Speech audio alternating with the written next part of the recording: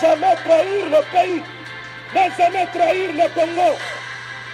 Nous formons un seul corps.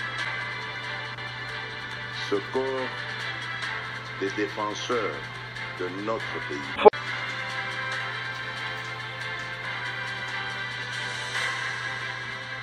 Bonsoir, bonsoir, bonjour. C'est Congo News 24. Bande Konanga, comme toujours avant de commencer notre émission, nous disons merci à Dieu. Nous disons merci à nos chers abonnés et téléspectateurs qui nous suivent partout dans le monde et en RDC. Bande Konanga, soyez les bienvenus. À la une, chers téléspectateurs, on va commencer cette émission Bandeko avec élection présidentielle. Oyo biso stoyebi que match ezapena mbutu mbutu. Alors côté Fachi déjà babandi masolo auto comprendre. O balobaka match ngwe bandi mais o eza suka na libanga. Alors ebele tolanda ki ministre ya santé. Alors bandeko bokoyoka ba révélation ndenge nini gratuité zo sala. Et puis, tokoloba sur, ndeni bazo se préparer pour l'élection. Tout ça la connecté, peut toko développer mon émission. Deuxième point chez téléspectateurs. Fin de Kagame Bandeko. Opération conjointe phare d'ici, MONUSCO, live au Nord Kivu. Bon, les sanctions na wazalendo. Mais, Kagame na RDF na donc, ma sollicité parce que, Makambwe utao lekawa na ndenge balansa ki bombwana lo MONUSCO a décidé que maintenant ba on ba koti masolo parce que liboso bazalaka ba spectateur. Alors maintenant bango ba rejoindre FARDC à l'attaque contre Batou. Vous comprenez? Ba monique FARDC a comme une puissance. Alors tout ça la connecté peut-être développer une émission là. Chers téléspectateurs, émission Nabse Bandi et commettant sur là ensemble la situation politique en RDC. Toko ban émission Nabse directement l'élection présidentielle et pas Wabazako Bongama pour Nakobima président de la République. Alors, sur ce, Fatipe la position un peu azo se préparer. Alors, surtout l'élection où tozo mona qui vraiment Eza sakarate parce que bango nyonso pour le moment banda jour kaka ils ont été validés to banko mona ba discours échangé. Donc match bandina mutramutu akomo laksa misala dai toko banda avec le chef de l'État. Chef de l'État lobby 320 hôpitaux. Hôpital de référence. À Kinshasa, Mama Yemo, inauguration. So va pesmino date pour mon encore. Donc indikaka. Inauguration le 15 décembre. Et à 5 jours à vote, Kobota Ophélie. Il y a tout. Ba Congolais ba ko mona pena makalo pena mais bandeko tala. Ukoza mboka ndenga zo préparer élection oyo ndenga zo kena ngona ebité mais total parce que tolo ba mutu na mutu o ba réalisation azo mema. Alors kaka na Kinshasa te na hôpital de référence à Lubumbashi et puis na ba laboratoire na Goma ba laboratoire à Ituri donc ndebo mona inerbe à Kinshasa. Ministre de santé Moutaye Koloba. Botala degré siko masolo ngwezo kendi. Et bele soki bolana ki na RTNC to tiele no mo extrait awa. Boko mona ke makambo ezo kene oyo kaka match za mobulu. Alors, fachi amone ke yabanda ba musu meso tali siko oyo. Na yebiti bo batikali. Mukwege akolaksa bulo na ye ndenga yosa na panzi. Oazo sala ponda ba mama mukwega olaksa o ayeli baya failu na ebite katumbi bakoyo kama kaka na ebite parce que ba congolais bazana besoin ba mona Et ça te pose à la caca présent, il faut ça quand même quelque chose, on l'a qui ça, avant même, au commandé, place wana. Bango tout bazwa kambon. Commençons avec Faïlou. À un hôtel, Fadenhouse, Ezali. L'arpezo kota, donc à cause de personne, le logo mon peuple. Au Kenya Katumbi. Katumbi a lobi yele a ki gouverneur a lobi a yeli baye nendenga bongsaka muta zoya na maloba naye. Alors, mais l'autre loba eza ba congolais bazana besoin ba mona ba acte. Oye salami avant élection. Alors, toba na mokonza mboka après toya na bango toba na président Félix. Donc oyo kaka yindi sikaka campagne présidentielle bientôt. Et Zobanda. Alors, gratuité maternité, plus de 320 hôpitaux. Le ministre de la Santé, Samuel Roger Kamba, au Bozo Monawana, il a dit ceci. A annoncé que jeudi, 2 novembre, que plus de 8000 femmes ont accouché gratuitement dans les hôpitaux publics de Kinshasa. 8000 femmes gratuites. Un mois après le lancement du programme gratuité de la maternité. Yangwana bangwana batelemi kobota ofeli. Balati pe batriko nzambe nanga. Élection na mona eza pena yoka mobulu eza pena ya koinda. C'était lors d'un briefing de presse co-animé avec le ministre des Communications et Médias, Patrick Mouya a diffusé sur les antennes de la télévision congolaise. Dans ce programme de gratuité de maternité, au moins 320 hôpitaux de référence, centres de santé sont concernés, a indiqué le ministre Roger Kamba. Persuadé ce programme mettra fin de manière définitive à la situation des femmes étaient retenues en otage faute de nos paiements de frais de maternité. Dans cette même ordre d'idée, Roger Kamba a noté les avancées significatives dans son secteur depuis l'arrivée du Félix Tshisekedi à la magistrature suprême. Ce qui traduit notamment la réhabilitation de la construction de plusieurs établissements sanitaires, hôpital de référence Mamayemo, hôpital à Lubumbashi et celui de Mbujimai. Hôpital Wana. Yasi ba réfectionner ngo ba tongo toto ba ke ba bandeli yango kotonga ya sika donc wakala wana ba mobabuki ba bandeli ya sika tala Lubumbashi tala Kinshasa sikoyo match eza mobulu po kala te tokoyoka Lubumbashi pe koboto fili kala te mais ba bandi na Kinshasa 8000 femmes. Alors référence à oyo kaka ya munene yango wana oyo kaka masulu sikoso tozotala ba réalisation oyo boso mona teke as président Félix aza posa obongisa mboka parce que makoki yo mwa mukie toza nango boyi bongo l'air pena makamango ekovanda tala match eza mobulu. Alors côté Katumbi Faïlou, bon, docteur Mukwege yepe kuna panzi, yepa sa maso na olaksanga pe kotoyo na otonga na o ideba mama. Faïlou Katumbi bako présenter pe bango tokotala, soki livre ngo koza ndeni o bako présenter. Bon, mabaye koza mutamutu na marque nayi. Alors, tola nanu extrait oyo ya Roger Kamba. Quelques minutes bon temps avancé. Immatériel du président de la République. Alors, il y a les réalisations matérielles du président de la République. Ce que vous pouvez voir en regardant. La première qu'on peut regarder, qu'on peut voir, c'est Mamaemo. J'ai dit Mamaemo parce que je vous ai rappelé au départ qu'on n'a pas construit un seul hôpital public en 60 ans. Je pense, je peux donner même la date, je crois, le 15 décembre, on va inaugurer Mamaemo. 500 lits. Avec tous les services qu'on peut imaginer dans un hôpital de ce niveau-là.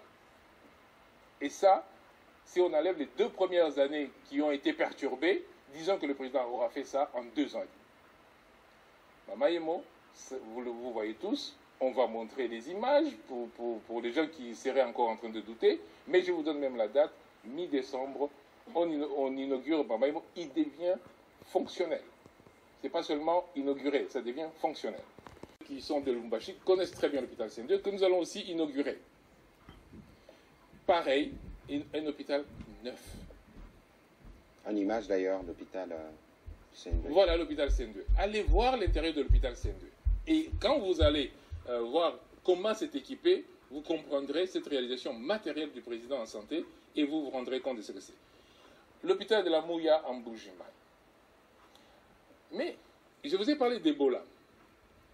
Ebola, qu'est-ce qui se passait en ce moment-là? Il se passait que quand quelqu'un tombait malade, on prenait les échantillons, on ramenait à Kinshasa. Le président a dit non, on ne peut pas faire ça. À Goma, aujourd'hui, il y a un laboratoire de P2, c'est-à-dire de niveau de protection des virus aussi méchants que le virus d'Ebola. C'est à Goma. Mais il n'est pas seulement à Goma, à Bouta, à Bunia plutôt. En Ituri. En Ituri. Il y a un laboratoire de P2. Et nous sommes en train de déployer, là je viens de Bukavu, je suis arrivé hier soir, et là nous commençons le laboratoire P2 de Bukavu.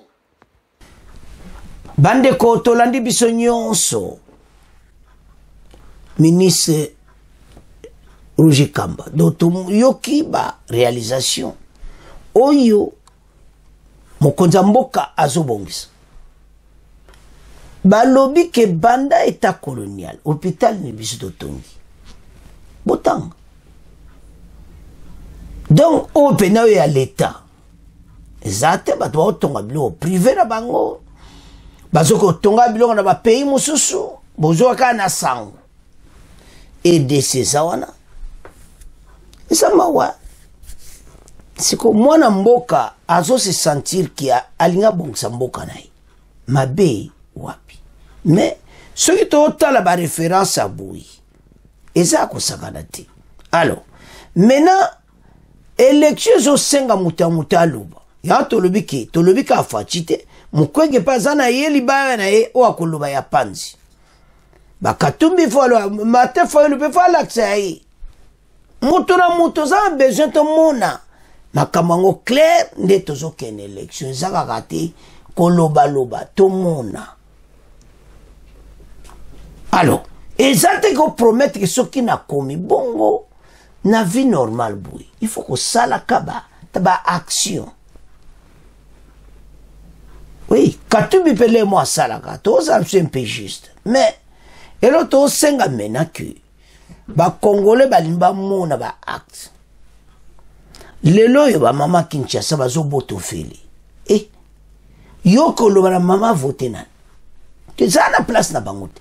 Azo ko boto feli. Afuta kanete. Pepo la libera ba ko boto feli. Akene ko voter nani. Do ba mama nyoso na kin ba ko voter na bango faji.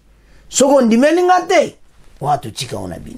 Alors maintenant bon opposition et l'autre soloba message toujours tout répétant va préparer pour l'élection ba tika ko préparer pour la contestation so landi ba message na bango musuba zo linga élection ezalati musuba ngwa créer le komobo et après élection ezate autour de la table ko salamati. Bossa le faux. Élection, yose élection, moko, bo, kozala fraude, kozala ti.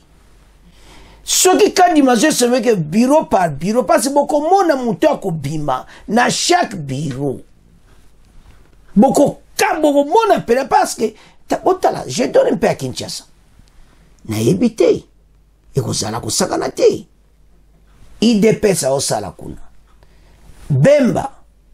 Kinshasa simbi bemba na Kinshasa zana batu bango nyonso union sacré oke kota masina kuna mboso oke partout bongo baksa siko ba mama bazo futa te hôpital ofili match za mobulu bande ko élection eza crédible to mona pena mutaza ko bima pena to moni pena wi obimi pas de discussion.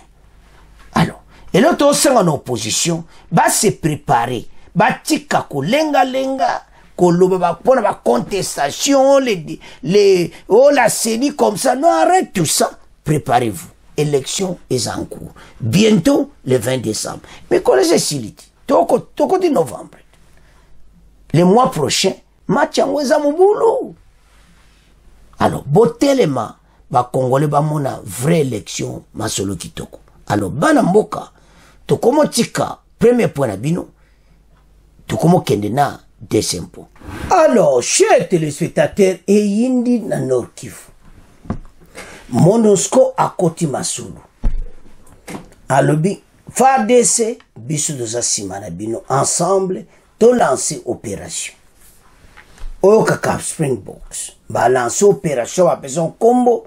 Il y a un animal oyo atel bitumba donc bazo benga na niveau de défense balobi boy bokoyo ka déclaration ya MONUSCO na conférence de presse na FARDC. Opération o bazo lancé menace ya Kagame contre Goma et Sake. Et puis nde bazo refusé cantonnement. Alors balance opération moko au sakarate parce que mon MONUSCO ezaki important ya kota boy. Akota peno ka gaga. Donc ba kota pena na terrain. MONUSCO lobi kezana défensif mais ceux qui bazo tikate to koma na offensif. C'est-à-dire ils ont remarqué que comme étant parce que MONUSCO kozanga ba arme ti ya makasi. Ezaki mauvaise volonté na bango. Alors, tous à la claire. MONUSCO a continué à kata masolo pona nini. Il a vu des avancées. Il y a FARDC. A moni comment armée na biso yeba pendant 5 jours. Ba maintenir armée rwandaise na même place bazo bouger ti. So ba bouger bazu biloko moto et bomi bango. Ba yoki kanda kota kichanga ba komosala ba couvre feu do désordre wana. Entre-temps, ba wazalendo bazore ba récupérer mweso. Ba wazalendo bazo kende kichanga kalati. Bande ko la situation à l'est, Kagame a un problème sérieux. Mais parlons d'abord, il y a match au Ebetami. Oyo masolo pende yinde na Nord Kivu, MONUSCO dans la course. Ba bombite ba ekolo ba polele na conférence de presse. O Agoma. Ba lobby ke biso tozo kota to lance opération ba pesa on a combo Springboks po balanda armée rwandaise RDF ba ko banda na défense et puis ba okene na offensif. Ezako laksa ja un signe. MONUSCO beta sko masasi na ba Rwandi. Si ya masolo yango tozongi na masolo ebeta makakala. Oyo MONUSCO asanganaki na FARDC na 2014 basilisaki masolo. Bazongi na yango. E mbala oyo soki M23 kei akozonga lisusu te. Mokoza mboka na ndenge tobongisi armée na biso. Frontière wana bakotia mur. Batwana esili na bango. C'est pour cela Kagame se bat que makambo yo ba gagne kaka bitumba oyo po baza sur na chance mususu ti. Ba moni comment oyo kaka tukumo mona boyi. Ba fungoli ba amono kwa biso za iba yuma. Ba fungoli miso me kope skufiti. Kagame a tourmenté à tel point que a como menacé yako sakanati. Ndeto le monde va beta ki bombwana et nango ezui une partie ya place ben sauter ou me bazako sa musala ya FARDC. Tout cela va menace moko direct. Alors maintenant MONUSCO a côté masolo. Soka a côté ponani en direct ya conseil de sécurité. Ba esi on boko tabosi saka masolo. Masolo aussi la nango. Kagame c'est fini. C'est bien que ma konzi bazama ele. MONUSCO kune logo moelo na biso ndi batoza la force. Présence à MONUSCO et yena mo eloko moko boy, c'est-à-dire influence. Influence soit ko sala ke Kagame jusqu'à ce qu'a boaka éponge atiki. Parce qu'il y aura des rapports et des rapports ezakobima, il y aura des Nations Unies ba réunion leur nyonso pour ba menacer Kagame azwa sanction. ba preuve oyo armée ne bazokota na territoire congolais a tellement trop Kagame mena anamar azoyeba te lo ne asala pour le moment tabana mboka guerre wana este eza guerre moko asymétrique et guerre moko très compliqué il faut boyeba ndeni makambo ozokende to expliquer bino ango bandeko batomboki mabe pour offensive tala lera biango oyepo nini MONUSCO akoti MONUSCO ayebisi bango c'est-à-dire si vous comprenez ce qu'on a masolo akati mais tout ça la offensive bazo okati défensive bazo okati MONUSCO esi FARDC tikanga na loba MONUSCO aye na conférence de presse alobi ke tozo sala défensive pona bato baza ko menacer kaka saki Goma baye kaka bazo yokati et maintenant soki ba otikati tozo kende na offensive bayebisi bango très clairement yango wana leo toza kozela yango bandeko match ezosila bayebisa bino ke avant élection bakote bunagana bakuvuti kichanga bakuvuti makambo bozomona ka lisolo M23 bako sentir yango Kagame et ses hommes o bandu bakabayaki na chemin moko bango tu bako palangana dans les 7 chemins so banzeni bako kimela yebi kaka bango bayoka kite bakonza mboka bandu bajwa support ya Nations Unies bandeko tozo sabe wana si bo comprendre masola kati eza wana biso kene ko attaquer bango biso mokoti pour MONUSCO so ko attaquer c'est ça son rôle moi bo même MONUSCO wapi oko funda na ke MONUSCO boy ba on to basimbiti alors conseil de sécurité na si ba moni kitala tozo quitter RDC to tika pe signa bien pe bokota masolo mais bazo kota wana bayebi te armée na biso mutazana force tozala clair biso zambi bundeli ya makasi soki yepe conseil de sécurité oni pa pesi bibundeli eza kitoko mais nande tolandi message eza direct pe eza kozala appliquer le plus tôt possible baloyi basala opération conjointe ya défense bako lancer hélicoptère de combat ya MONUSCO biya combat ya FARDC basukoi biloko nyonso en finir avec Kagame. Donc Kagame pour le moment c'est fini parce que cette opération conjointe est publique. Tant que tanga ngo comprendre lo ba voilà masolango erekoki. Ba pesa ibango tout ba ebse ibango. Alors na liba ndeko nanga ba jwa réponse ba question ba tuna kana émission. Yango FARDC bibondelo somba ko bunda mokolo nini? Kaka défensif yango la sagesse maintenant MONUSCO a côté en opération bobolo parce que MONUSCO a bomi ba congolais ezaya ko yinda esi yindi totanga fin de Kagame opération conjointe FARDC MONUSCO live au Nord Kivu bozomona bango ba vandi wana oyo kakarakati ya conférence de presse. Agression dans l'Est face à la menace du M23 contre Goma, les FARDC et la MONUSCO annoncent l'opération Springbok.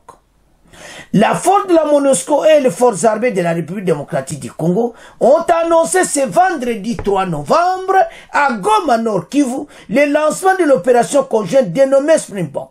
Cette annonce a été faite lors d'une conférence de presse animée conjointement par le commandant de la force de la MONUSCO, le porte-parole du gouverneur militaire. L'opération vise à protéger la ville de Goma et la cité de Sake, notamment contre les menaces des attaques de la rébellion du M23. L'opération Springbok tire son appellation du nom d'une antilope sauteuse d'Afrique se veut d'abord défensive. Pour le commandant de la force de la MONUSCO, le général de corps d'armée Otavio Rodriguez Obozomonawana, à l'Obiboui. Elle peut devenir offensive si la menace s'accroît. Kagame yebela. Parce que Bosali ba aventure ya trop. La décision de la MONUSCO de passer à l'offensive ou défensifs face à la menace de la rébellion du M23, si le chef-lieu de la province notamment est important, précise le porte-parole gouverneur militaire, chef des opérations FARDC Nord Kivu, lieutenant Guillaume Djik. Cette nouvelle opération est lancée après 6 jours de combat intermittents entre les FARDC et les rebelles du M23 RDF, armée rwandaise, cette semaine autour de la ville de Goma et dans le territoire de Nyiragongo. Alors maintenant, Kagame Maele Sili, il n'a plus rien à faire. Tozako éliminer Bino avant le 20 décembre. Bunagana bako voter, Kiwanza bako voter, et puis Kichanga bako voter. Et Zaya Koyinda, et si yindi. Alors, Botala Siko, Machangwe Bandi, Akolobani. C'est fini pour lui. Match s'il t'a gagné. Masolo Abou, Pia. Tolanda. The objective of these operations is to protect Goma and Sake.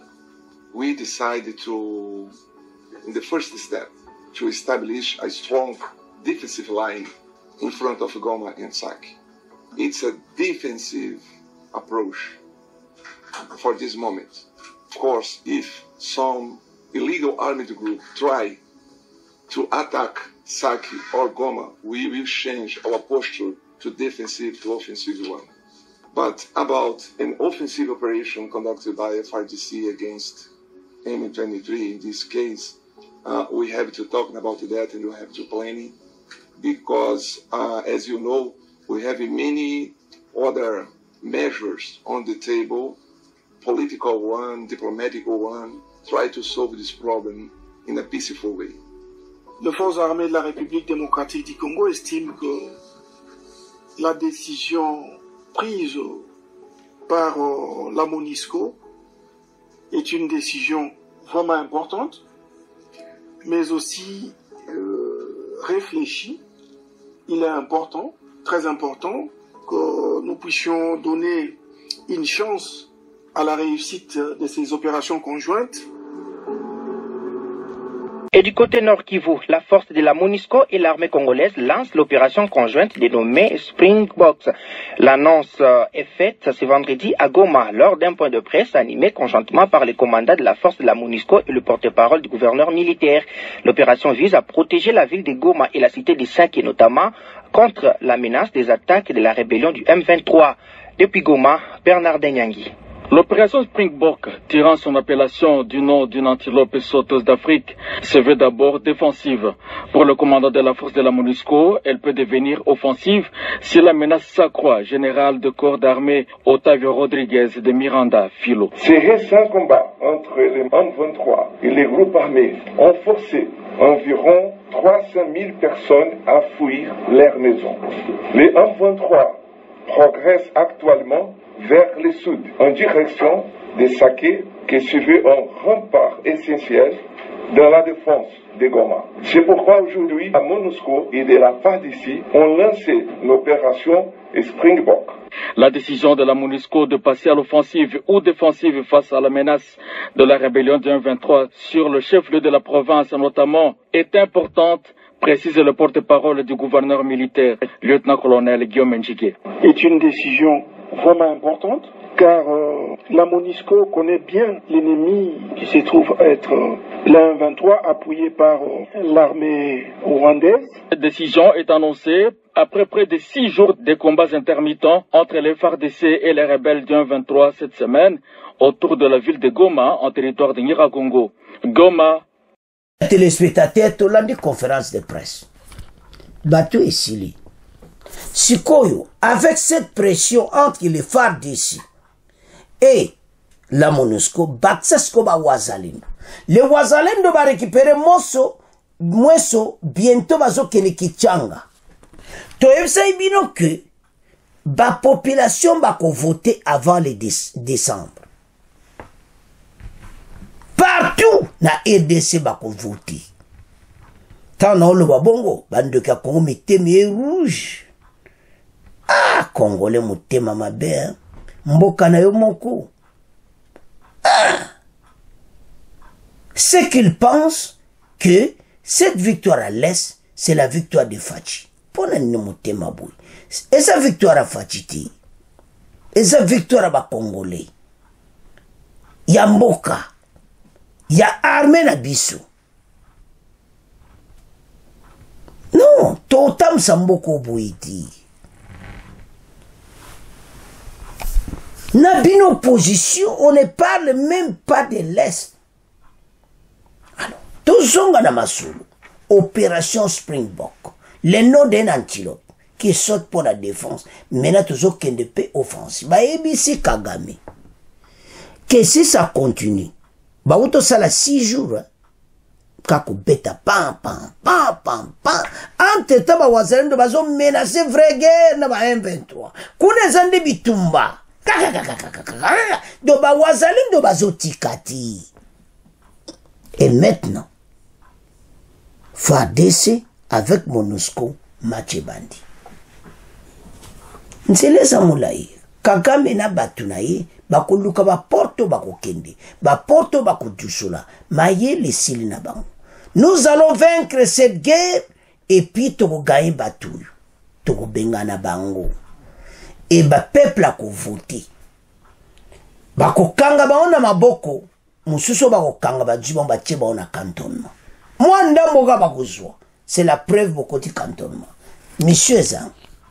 Alors, si autant tout le monde a biloko abouye, bande ko tozo mona ba critique. Tozo comprendre de patience ba Congolais. Ba Congolais bazo linga. Match ane sila. La façon de faire des sa défensive ba Congolais ba osepelati. Ya on to expliquer ba Congolais était tango yango. MONUSCO a côté na course, MONUSCO a alobake toujours qu'elle offensive. Bisoti. Et Zaya koyinda, et si MONUSCO lobi, le kola bazo yokati. Toko bandana défensif, total abonso bakotika, s'il continue à aller offensive. Bato esili na bango. Bazao mona MONUSCO kaka vandika abouye. MONUSCO azana kichanga. Na bango. Si vous avez un quartier à MONUSCO, yo kene ko peksa. Mon passe, bango ba koti masolo siko. Baza na kata kichanga. Siko yo, armée rwandaise kene ko bimisa bango na kata kichanga. Kende. Baza na ba armée no ba vanda kichanga. Pour dire que bitumbe sili na. Tant MONUSCO à côté. Pourquoi tout cela va bon? Parce que maintenant offensive et salam. Boko kama na bata EACP ba koti masolo pona ko silisa ka masolo. Comme ça bato ba voter et le 8 décembre bango ba kei ba bitumba pe silina. C'est que tout monde a que les plans étaient comme ça. Chose ba Congolais ba zo lingate faire des kaka défensive. Mais à soutenir ba message tout ça. Armango ka bokumisaka armango atakakanaete armango ko défendre. Je crois que vous avez compris aujourd'hui que maintenant il est temps. Et te ma sollicite. Tant que ça là déjà, neto lundi ou à la conférence de presse, Bolandi Rodriguez ou chef d'armée à MONUSCO, Azaki clair. Si ça continue, on va passer à l'offensive. Pour bango pe ba otikate. Kagame a une mission oyo kaka minduki moteosugisa. 100 minduki a otikati. Mais baso comme on a point mon que le quoi MONUSCO à côté. Les wazalendo attaque. Oh, Sadek yon a kata terrain ou. C'est fini. Tout va changer tabande côté là. Makamone ngezala ki. Ezo changer mbala moko. Siko yo o nganaza ano Gandez EAC na kichanga okolobelo koti o na kiwanza o na Bunagana match sili dégage ya to sa ba Congolais ki maloba oyo baloba eke peuple a ko voter ba wazalendo pe baloba ki bondima parce que na auto yo ki lelo na conférence de presse la porte est ouverte. Alors bana mboka to tele masima ya armée to supporter bango macho to gaye yango bitumba oyo to gaye batuyu tous ces bando qui a Congo balo bali sur le côté que nous to vaincre bitumba batiaki bamakelele mais erango ekoki oyo tozogaya bitumba. Et on va passer saki kuna oyo kakasuka na beton eza wana mwebaleke zati kibumba bango kozonga na kibumba ti bakozonga na Rumangabo ti c'est sakanda na bango bakokoma Rumangabo ndenge ni bakoma kibumba koma batikala kuna na kichanga bo bakangi ba en otage awa na 3 antennes bakanga miwana. Et entre-temps bazo kota na paka Virunga bazo uta Rwanda non esa kitoko ti mais eloko posa ba Congolais ay offensive ngo mokolo nini menande to moni boy opération ba lancer ngo publiquement conférence de presse MONUSCO à côté acha hélicoptère nyos de combat en marche masolo nyos ebanda total ndenge bakokende mais nazo mona ke yango ezo koma na suka Kagame na appelé le courage bana mboka tozo gaye bitumba oyo mais tous à la serre ensemble et nous allons gagner cette guerre bandeko soki tozo tala makamango tozo mona clairement que c'est fini hein? To gagner match parce que batu oyo ce sont des terroristes basa ba congolais ti ezo pesa kanda sona batu oyo bazolo baki baza ba congolais so baza ba congolais pourquoi zo bomba ndeko na ba congolais ça ne fait pas se faire jamais.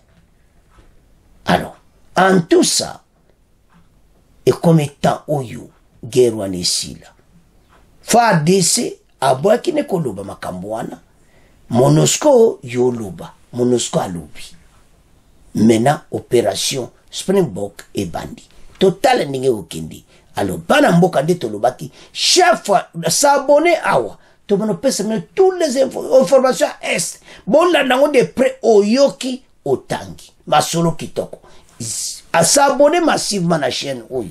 Alors bana mboka c'est à ce point comment clôturer mission na biso bon continuer ko s'abonner massivement. Au revoir, à la prochaine.